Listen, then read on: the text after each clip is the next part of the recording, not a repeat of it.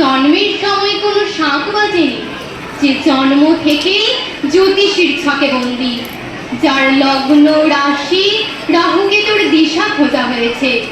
না, তার নিজের জন্য নয়, তার পিতার জন্য, আর ভাইয়ের জন্য, তার স্বামীর জন্য, তার পুত্রের জন্য।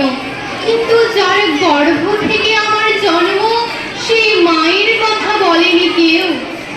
আমি সেই মেয়েটি, সেই মেয়েটি যে জন্ম থেকে বিবাহের জন্য বই প্রদত্ত, যার বাইরের চেহারা, চোখ, নাক, মুখ, ত্বক, চুল, রং নিয়েই গড় কষাকষি।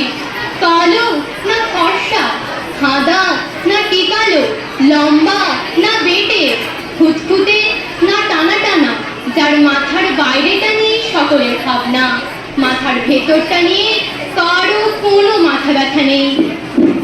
আমি সেই মেয়েটি যে ছোটবেলা থেকে শুনেছি জোরে জোরে কথা বলতে নেই, ছুটতে নেই, চেঁচাতে নেই, হাসতে নেই, এমনকি কাঁদলেও তা লুকিয়ে লুকিয়ে। আমি সেই মেয়েটি যাকে বলতে নেই খিদে পেয়েছে, ঘুম পেয়েছে, ইচ্ছে করছে না, ক্লান্ত লাগছে, আর পারছি না, আর পারছি না। আমি সেই মেয়েটি যার ছোটবেলায় হাতে তুলে দেওয়া হয়েছে পুতুল, পুতুলের আদর পাবার জন্য, পুতুলের সংসার বানাবার জন্য। আমি সেই মেয়েটি যে গত কোনো শতাব্দীতে মাত্র 5 বছর বয়সে মালা দিয়েছি গঙ্গা যাত্রীর গলায়।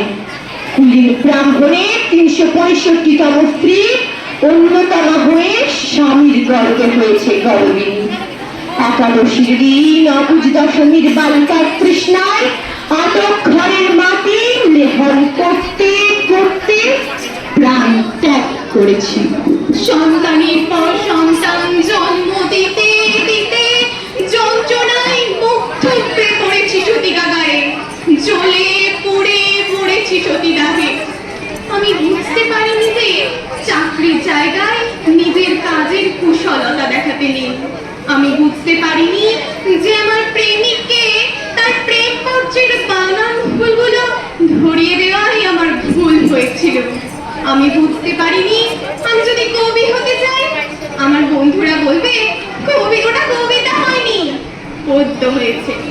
আমি বুঝতে পারিনি বিংশ শতাব্দীর শেষ সীমানায় এসে দাঁড়িয়েও এই পুরুষ শাসিত সমাজ বুদ্ধিমতীদের জন্য অপ্রস্তুত।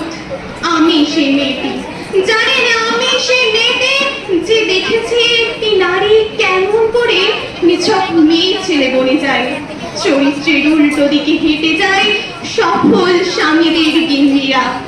শিক্ষার চেয়ে উজ্জ্বলতা পায় বেনারসি শাড়ির ফুলকি, বুদ্ধির চেয়ে দীপ্তিমান হয়ে ওঠে অন্ধকারে হীরাপান। আমি সেই মেয়েটি, জানেন, আমি সেই মেয়েটি যে জীবনে কয়েকটি বছর ভুলের পর ভুল পুনরুপি ভুল করে চলেছি। অন্ধকারের দিকে ফিরতে পারিনি বলেই কি আমি অপমানের চলন্ত কয়লার উপর দিয়ে হেঁটে হেঁটে যেতে চাই দুঃখের দিকে।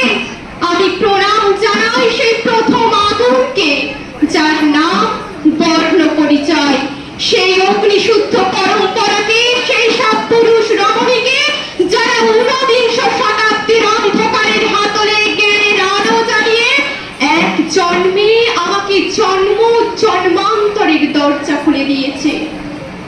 আমি আজ প্রেমের জন্য ফিরে যাচ্ছি আরাম, শোকার্জিত সাকান্যের জন্য ফিরে যাচ্ছি কৃতদাসের চর্বযশ, জেগে থাকার জন্য ফিরে যাচ্ছি ভাত ঘুম, যন্ত্রণার জন্য ফিরে যাচ্ছি সুর, জ্ঞানের জন্য ফিরে যাচ্ছি অন্ধতা, দুঃখের জন্য ফিরে যাচ্ছি সফলতা, অমৃতের জন্য ঐশ্বর্য।